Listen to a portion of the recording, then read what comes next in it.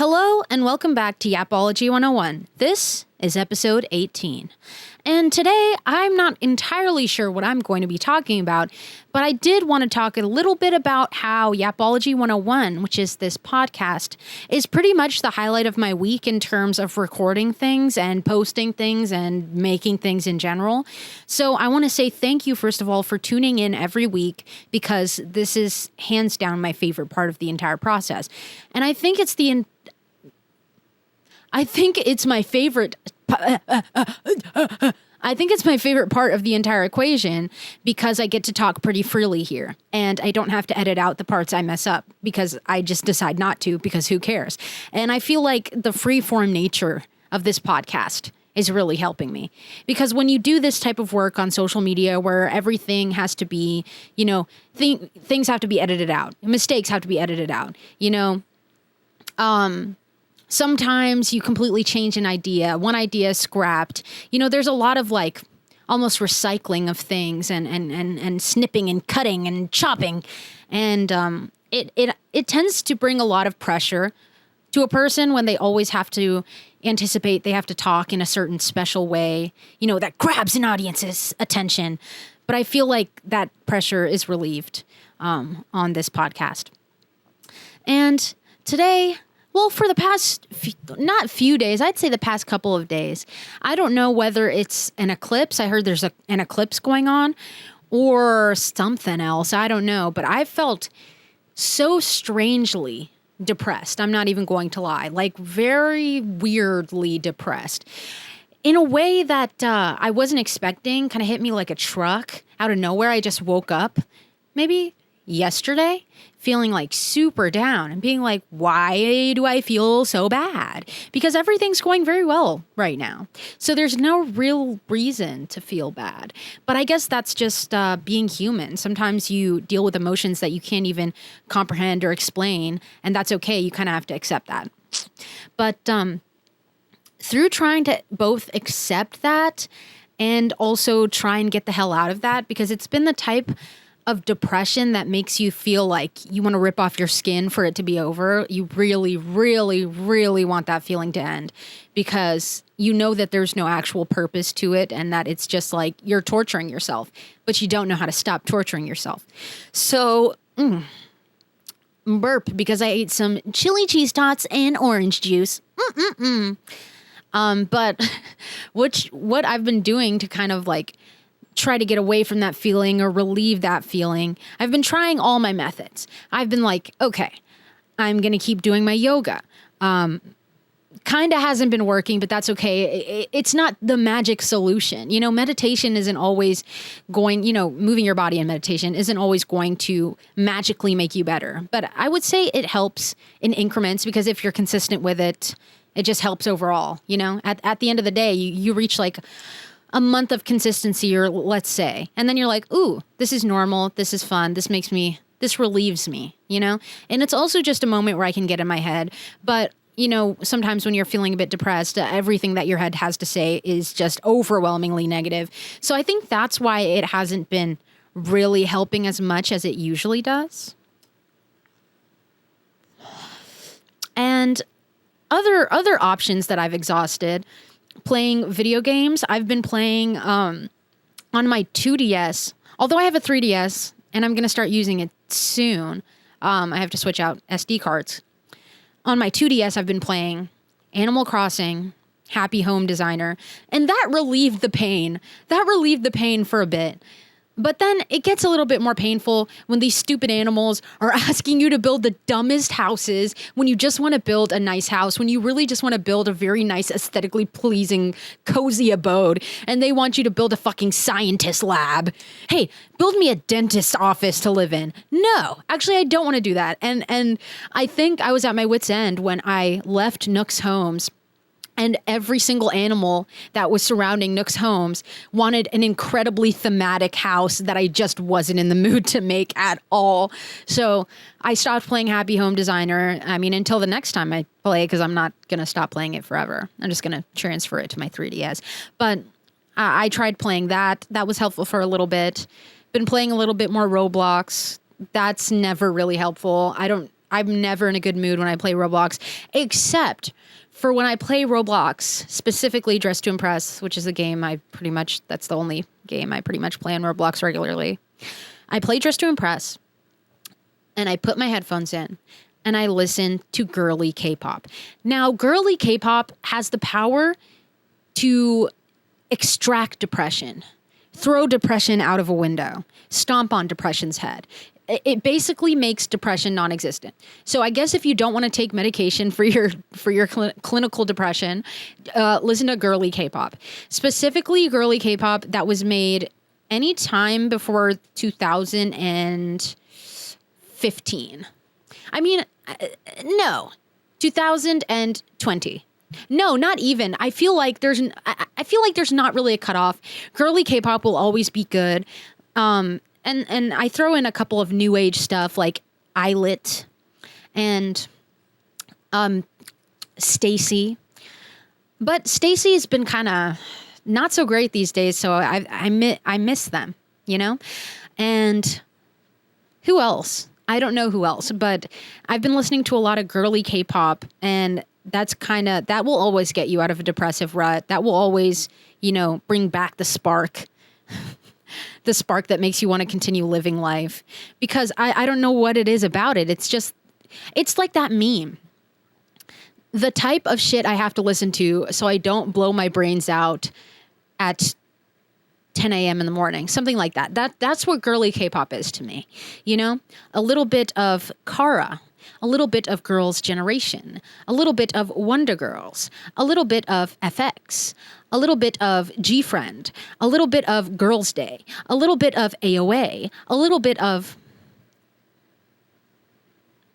Tara.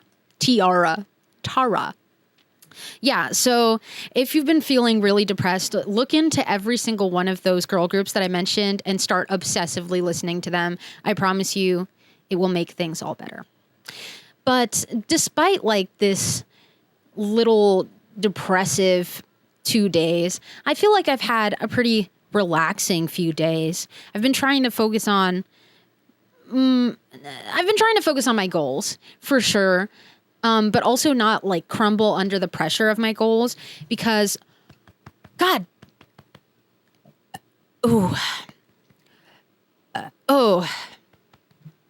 those chili cheese tots will really do something to you.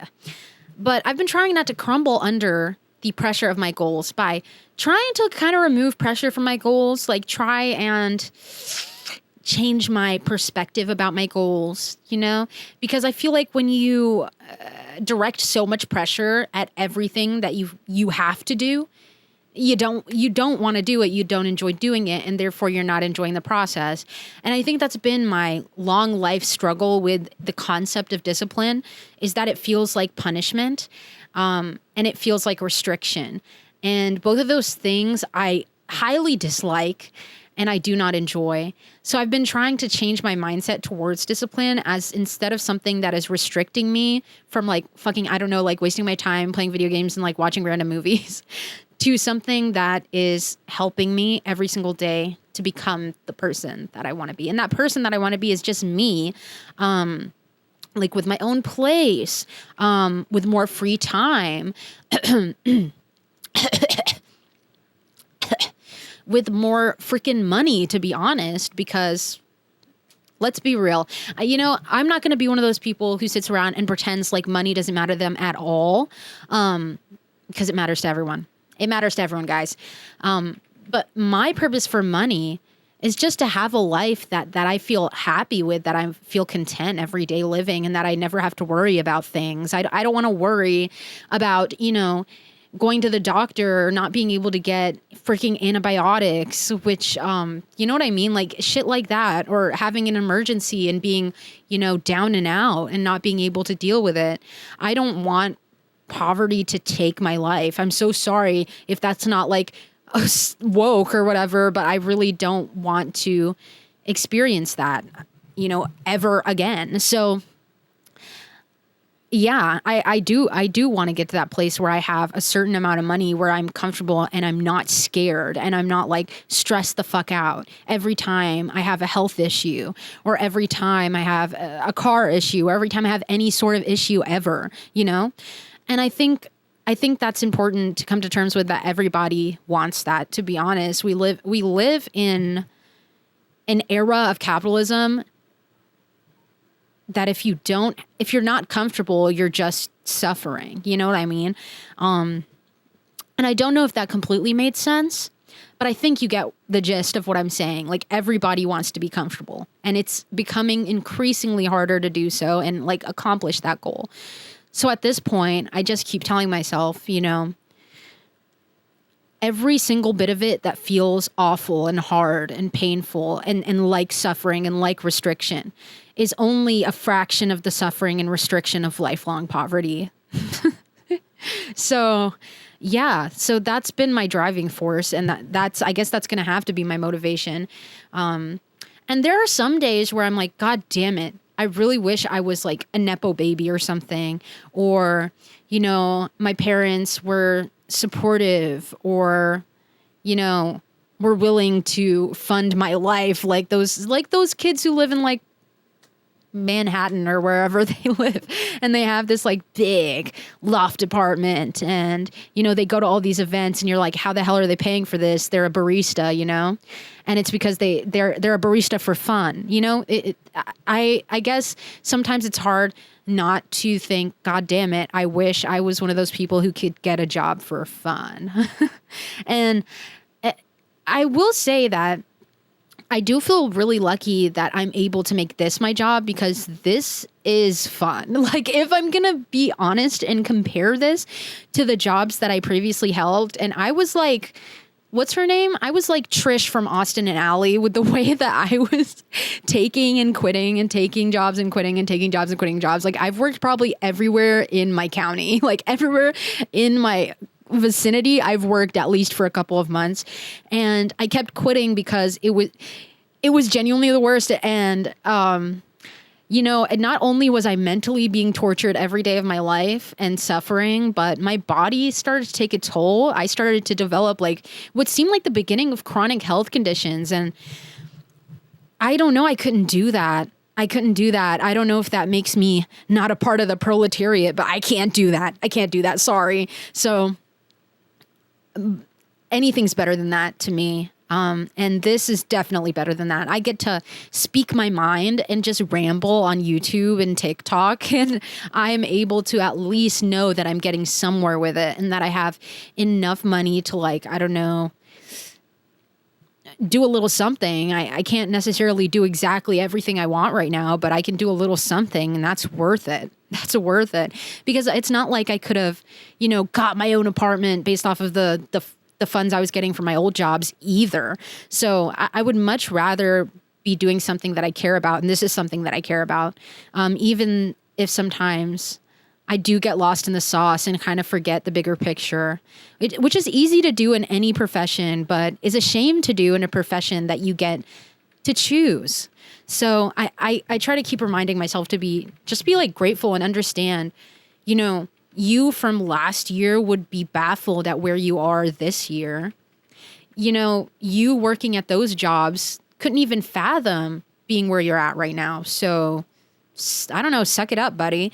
But then again, I'm trying to be a lot nicer to myself. You know, it's really hard to be nice to yourself, especially when you're pursuing a goal and you grew up in a way where you had, for instance, like my mom was very harsh and more like she was never proud or excited at any achievement.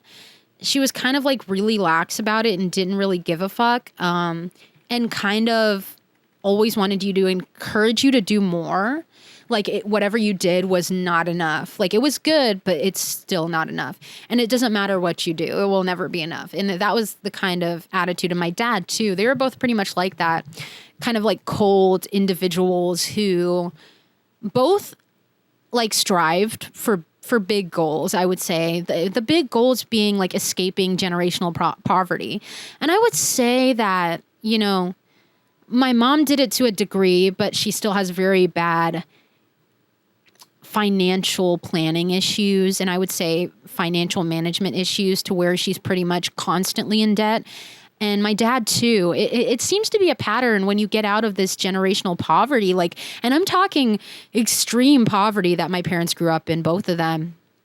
Like the type of poverty where you don't have shoes to go to school in during, the summer months. They're just like no shoes for you, or no shoes all year round. And that's the type of poverty that's incredibly difficult to escape, especially just based on your own accolades. And that was what my parents did. So that's very, very impressive. But the problem is when you escape generational poverty and you have no financial literacy. So that lack of financial literacy keeps you kind of indebted to making money, because you have nothing to fall back on, and you always have to keep working. You're indebted to work. And I think both of my parents are pretty obsessed people, but I don't know if it's because they genuinely love it, or because they know that their lack of financial literacy skills are holding them back. And I just don't want to repeat that cycle. And I would say that I am a person who's kind of obsessed with work, to the point where I let it put pressure on me when I'm just trying to play a video game, And I would say that maybe my financial literacy is not up to par. So those are two things that I'd like to work on, and make sure that I don't repeat these cycles. Because I remember a couple of years ago, I guess I was, maybe 4 years ago, when I was 20 or 21. My dad visited me here in the States. He was here for another reason, I think, but he was like, fuck it, I'll visit you too. Like, I'll meet up with you. So we meet up, and I remember I'm at the mall with him after he made like a really, really stupid purchase of Italian loafers. Like they were like expensive, handmade in Italy Italian loafers from the mall. And he was like flipping out over whether to buy them or not. And he was like, oh, I shouldn't have bought them. And he regretted it after, but it was no refunds. So he was just in a bad mood that day because of that. But it was just so fucking stupid. But after he does that, he like turns to me and he's like, hey, I don't have a retirement plan. I don't have a 401k. I don't have any like savings. What should I do? Like, mind you, my dad's like in his 60s now. And he's like, what should I do with my retirement plan? Like what should I choose to do? And he was already in his 60s when he was asking me this. And I was like, bro, it's too fucking late. And then he told me that he's a professor. So one of his students had told him that he needs to like invest in crypto or something. I don't know. And I just thought it was so ridiculous, because you're that old. You've worked so hard.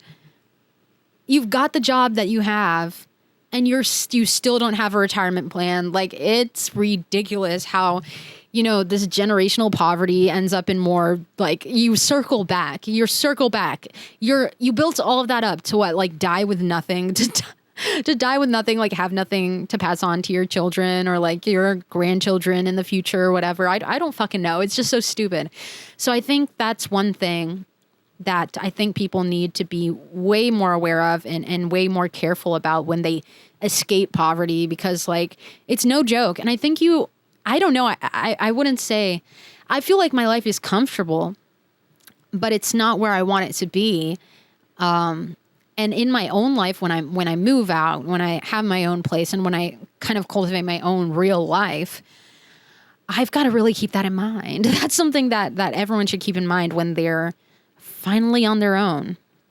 Don't repeat, and especially if you like are creating some sort of generational wealth, don't forget to have a little bit of financial literacy, and don't forget to use that. It's a skill. It's a skill that I think a lot of us need to learn to build up, me included. But yeah, I think what's been keeping me kind of depressed and in the dumps is like, it's this weird thing about the future where you're very excited to see the future and you're very excited to experience it, but you're also really terrified for something that's not what you've been experiencing for so long. Because I'm so used to my life and I'm so comfortable with it, even if I'm uncomfortable in it, strangely.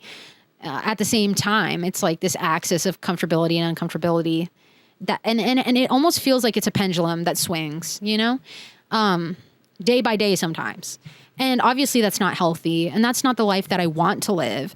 But the prospects of the life I want to live are so looming over me almost because of their unfamiliarity. But I want it so bad too. But I also don't care about it. It's the weirdest thing ever. Like, I don't know where my emotions are. I don't know where my head is at. It's like confusion. And I guess that's just what happens when your life is starting to change a bit. And when you're putting effort towards the changing of your life, you have to deal with a little bit of what is the word? You have to deal with a little bit of that. So yeah, I guess that's where I've been for like the last couple of days. And just like trying to keep myself always driven and not rely on motivation as much, trying to push myself out of that habit of relying on motivation as my main drive. Because, inspiration is awesome and it feels euphoric. It's genuinely like a high.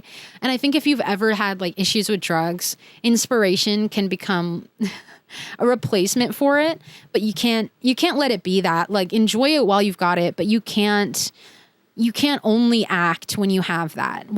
It's basically the same thing as only acting when you're high, So if that makes you feel like shit, then that's good. You know what I mean? And I guess that makes me feel like shit a little bit. Like, hey, why would I do that? Why am I doing that to myself when I could just not do that to myself? Be more able to be mature about it, I feel like it's almost childish to have to rely on your inspiration every single time. And it's almost like, of course you can't completely bend the world to your will, and you can't completely bend every outcome to your will. And you can't even bend all your emotions to your will. You can't do that, right? I wouldn't say it's impossible. I'd say it's really, really, really hard to do that. And that's okay. Maybe it's impossible. I don't freaking know. But I've actually kind of lost what I was saying there. But I guess it's okay to sometimes be bored with what you're doing and sometimes be dissatisfied with what you're doing and still doing it anyways. Maybe even being in a bad mood and still doing it anyways. Because there have been a couple things this week that I put off doing simply because I was in a bad mood. And I regret it now in the moment. And I feel like if I had just done it, maybe my week would have gotten better. And maybe I wouldn't have been that depressed. But then again, I can't predict if that depression was just meant to be and faded, or if it was just a result of my actions. What I can do is I can do a little experiment this week. And if I change up my behavior and my emotions change as a result, then we'll know what caused it. But yeah, so I did watch... Wait, actually, that's crazy. That's crazy because I did watch a movie yesterday for the first time.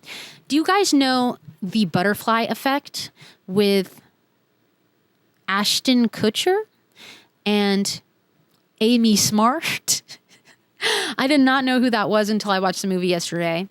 But I remembered her name for some reason. But so basically, The Butterfly Effect is a movie with Ashton Kutcher. And this movie is about the decisions we make and how they, it's like the butterfly effect theory thing. It's the decisions we make and how they affect the future and the outcomes of not only our lives, but other people's lives. And in this movie with Ashton Kutcher, I'm going to try not to spoil it too much. He has this set of journals because he has these memory blackouts. He has some a mental illness that his father had and his grandfather had. It's genetic. And he's keeping, his memories in these journals just in case he forgets and things like that. And because he forgets and to try to remember what he forgot during his blackouts. And he starts using these journals to actually go back to these past events and change them. And apparently this is something that his dad had the ability to do, but no one believed that he was being for real. They thought it's just mental illness, right? So he got institutionalized. But Ashton Kutcher figured out he could do it. He did it. And every single time he changed his past or tried to fix things in the past. That was kind of the theme, like trying to perfect the lives of everyone around him by taking away the trauma that happened and all the horrible things that happened and that they witnessed. But every time that he made something better in the past, he made something worse for someone in the future or himself. And it was almost a matter of he had to either choose himself or choose everyone else that he cared about. And every time he chose himself, everyone around him their lives would just go to absolute shit. Like one of his friends was institutionalized, the love of his life, got into prostitution, crazy shit like that. Her brother, went to prison and is chasing after him and is trying to kill him, is a total sociopath, but then like when he decides to sacrifice himself almost, at some point he's left with like no arms and he's permanently handicapped and he's like, fuck. And I think he ended up not even writing the journals because he had no arms, but I don't know how he went back because he ended up going back somehow. I don't know how that panned out. He had one journal from before his arms blew off. Yeah. But I will say that movie was interesting. It was a good watch. The ending was kind of depressing. I'm not even going to lie. I'm not sure how I feel about it still. But I do think that it was a good movie and that it says something about, the decisions we make genuinely have an impact on not just us, but other people. Supposedly, this is a theory. It could not be true at all. It could be true. I guess it makes sense. Like, it's like a domino kind of effect. The things you do affect something else that might not have anything to do with what you did. It just happens. That's just the way. But I guess what relates to what I was talking about was if I apply that logic to my life, and in the simplest sense, not even in like the craziest sense, like the movie, if I do the things that I'm supposed to do or that I set to do for myself, will that result in the butterfly effect of me being happier? You know what I mean? Or like not falling into ruts randomly. Because it can't be random. It's like has to be a result of me, pushing things aside that matter to me. Like basically avoiding any sort of sense of purpose. And, I don't know if you've ever seen that episode of The Smiling Friends where that guy wants to, end his life. And then they give him a purpose, which is to be an exterminator because he likes killing things. And then he's happy as hell. Like he's basically an entrepreneur. He's a CEO of his own bug extermination business. And it's all because of a little purpose. Like I think it's as simple as that sometimes. Really. Because, a lot of people want to be super, super rebellious about it, And I was one of those people. It's like, fuck purpose. Fuck that. Life means nothing. I'm gonna go to my room. Like fuck off. Like fuck off. What's the point? What's even the point of that? I don't really understand anymore. I can't really understand where I was coming from when I was kind of emo about it.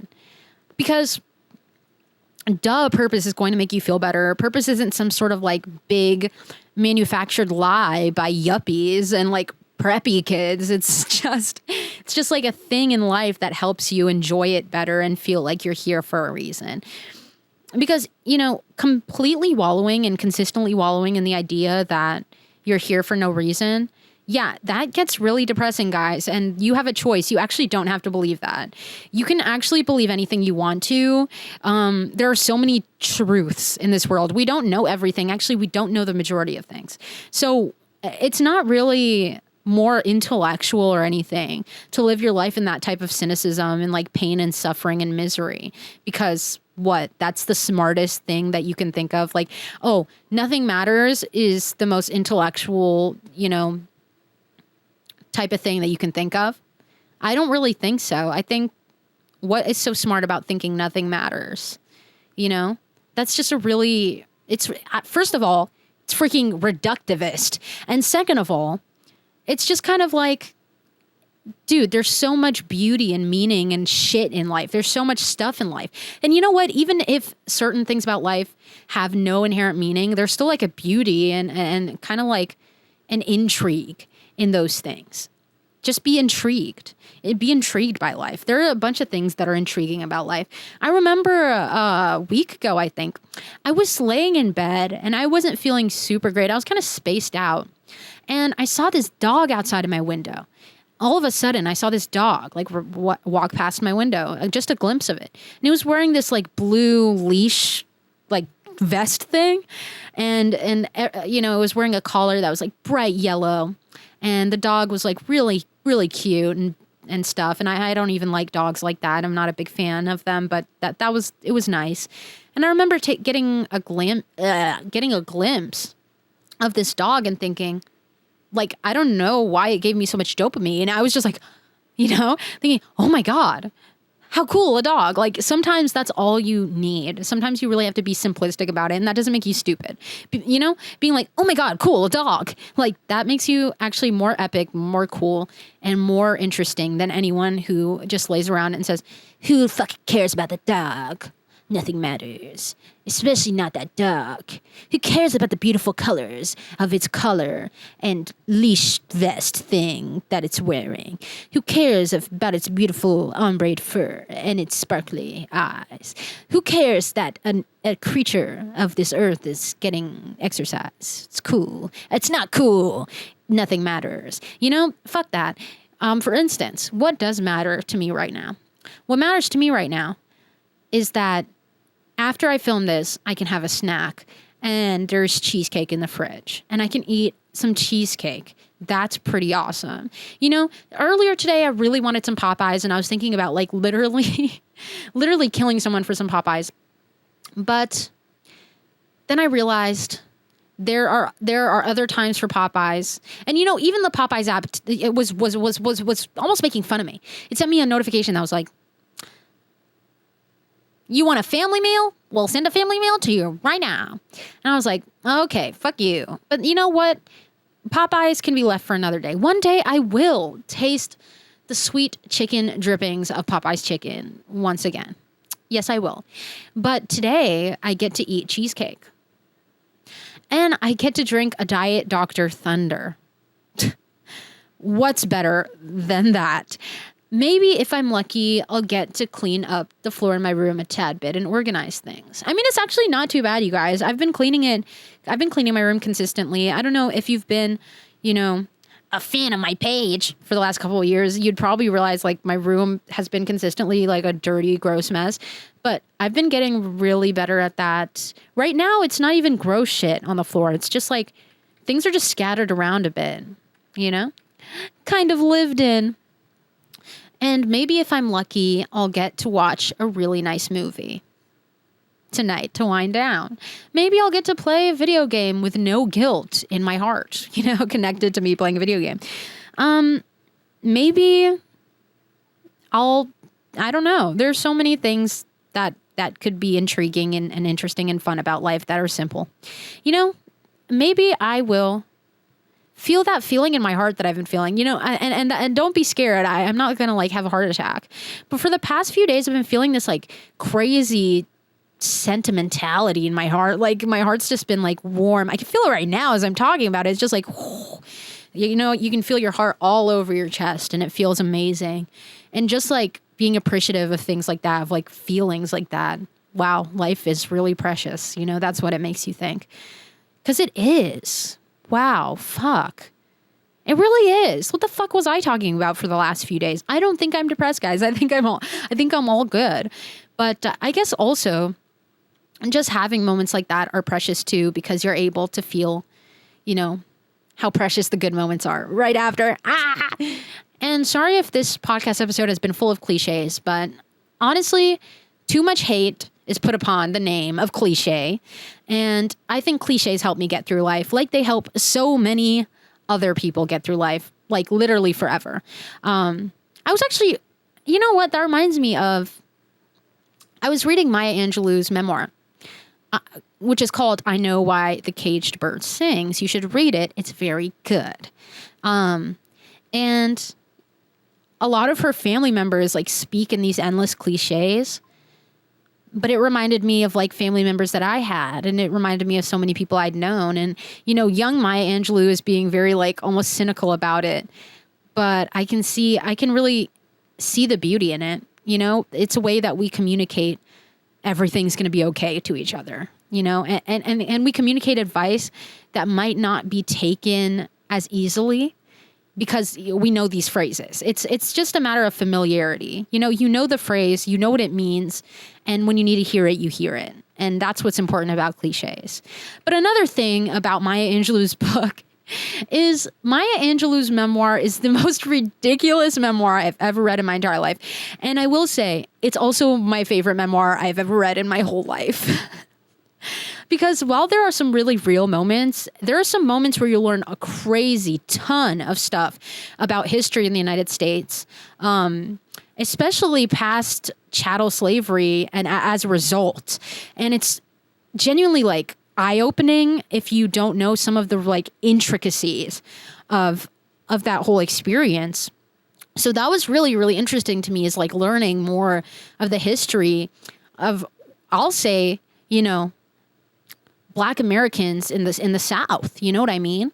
Because during a time of segregation, and it was like, this was like before the 50s where it's like typical segregation times. This is like, from what I could gauge, the 30s, because she was a child before the 20s to the 30s, maybe the 15, 20, 30, sometime like that, because I know that, you know, World War II had started sometime in her teenagehood, and in her childhood, she was staying in, I'm pretty sure, Stamps, Arkansas. And hearing about her experiences growing up in Stamps, holy, it was a completely different world. And I just can't imagine the shit that she went through and the shit that she saw. She lived through that time period. Especially being Black, living through that time period in the rural South, in a state like Arkansas, you know, in a podunk town, like that is, I can't even imagine, but it taught me so much. And I'm just like really glad I read that, because I feel like I needed those parts of history. It's important for us all to know. That's all you need to know. It's important for us all to know. So that's why I think everyone should read the memoir. And even though it's not necessarily all about that, you get a lot of, you know, personal anecdotes about Maya Angelou's life. And why I said the memoir was ridiculous is because her personal experiences are what made them ridiculous. Like, there was a point where, so she and her brother did not live with her parents. They lived with her grandma. That's why she was in Arkansas. And her parents lived, I'm pretty sure, in California, but they were separated.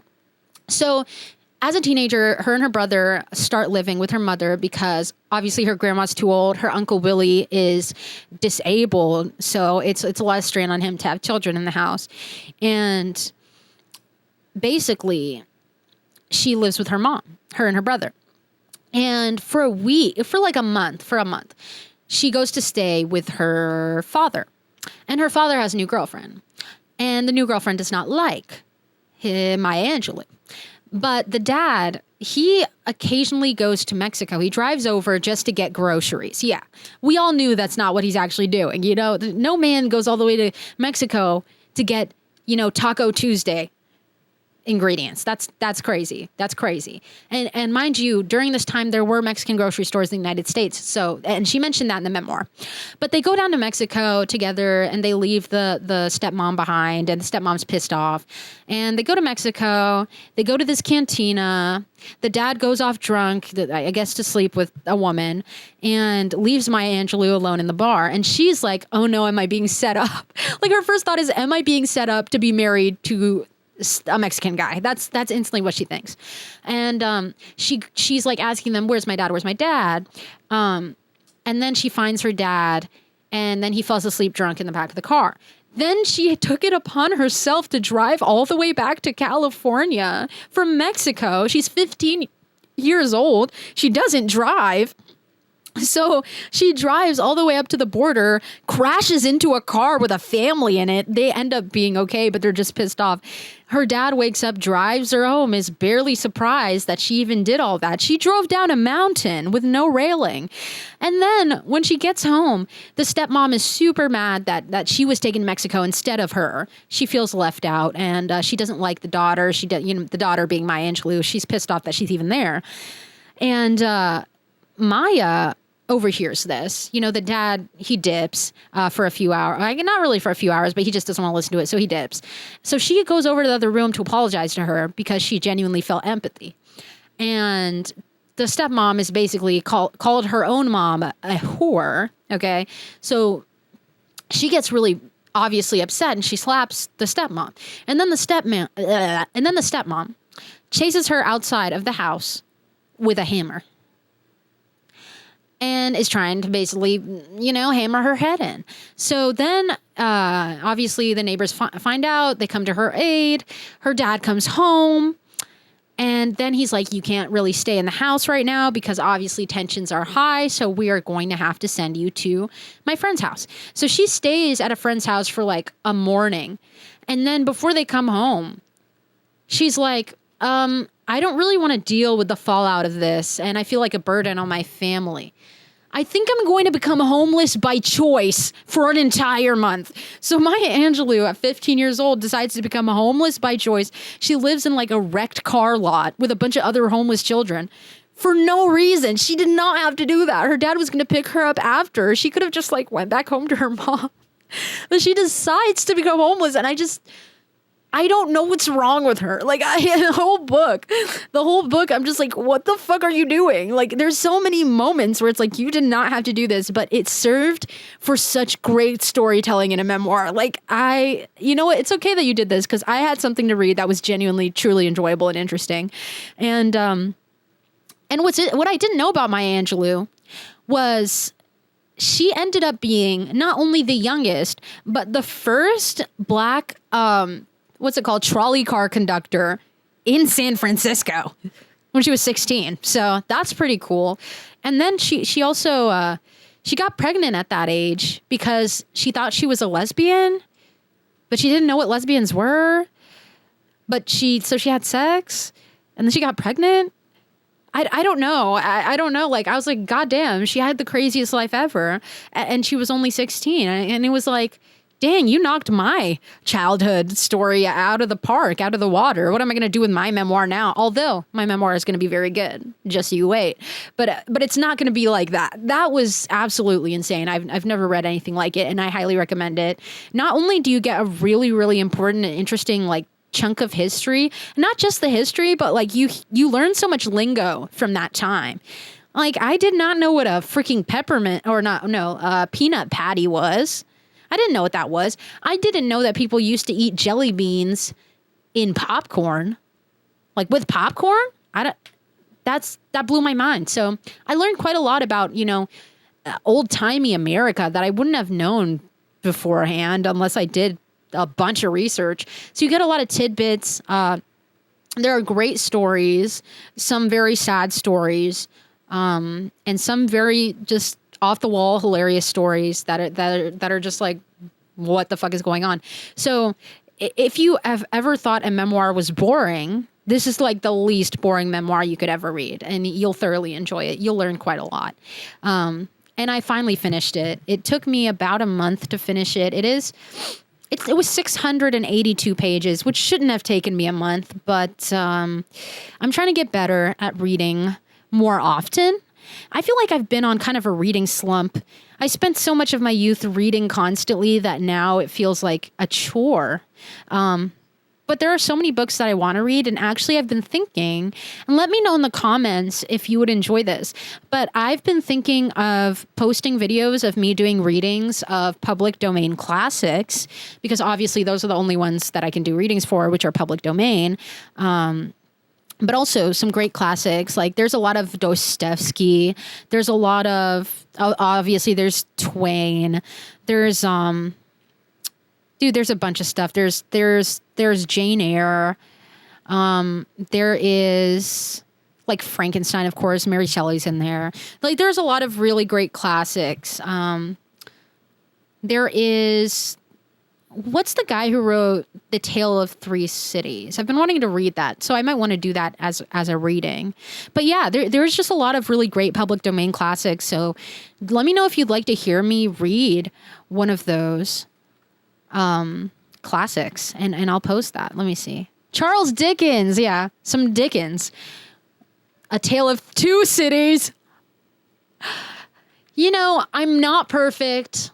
I am so sorry. It's A Tale of Two Cities. You know, maybe I'm just an optimist, and I thought maybe it could be three. Hey, maybe. But yeah, some Dickens, you know, get some Dickens. The Dickens. But yeah, let me know if you'd want me to post like a full length video of me reading a classic for you guys, because I know there's a lack of really good audiobooks. I have a good narration voice. I've done narration for voice acting work many times before, so I've got the gist of it. I feel like I could do a good job, so you guys don't have to listen to like AI versions of audiobooks here on YouTube. Yeah, for completely free. So let me know if you'd be interested in that. Let me know if you end up finding out what are the public domain books. I know, but I can't really list them out right now because my brain's not connecting, obviously. You know, I didn't even know how many cities there were. So yeah, if there are any classics that are in the public domain that you specifically want me to read, I'll average up the most requested and I'll do that first. I'm also going to do a poll. But yeah, so I guess that this is the end of it. I was just going to introduce that idea of reading those books, and also, you know, drop down below what books you've been reading recently. I'd like to know. There are a lot of books I want to read, a lot of books on my Goodreads list that I just haven't gotten through, man. So especially if you have like short book recommendations, I would love to know, because I really want to, by the end of August, read a couple of short books in their entirety, you know, which would make me feel better about taking a whole month to read a 682 page book by Maya Angelou, you know, which should be easy to read because she is easy to read. She's very talented. Her books are very captivating. Her poetry is very captivating. I really, really like her work after reading her memoir, especially. So yeah, let me know if there's anything similar to Maya Angelou, or if there's something completely not similar, because I'd like to broaden my horizons. And, sorry that I seem kind of like out of it in this episode. I feel a bit sleepy today, but I decided to push through that sleepiness and a bit of depression to film this anyways, because you guys deserve, and I deserve, for this to be posted at the appropriate time, and, you know, not to be left unposted for months once again. So I want to thank you for sitting through this, listening, being interested in it, hopefully. And of course, for your patronage. Big words. And I will see you in episode 19 next time. I also am thinking about some new guests. I've been reaching out to some people, so look forward to that. And yeah, I'll see you.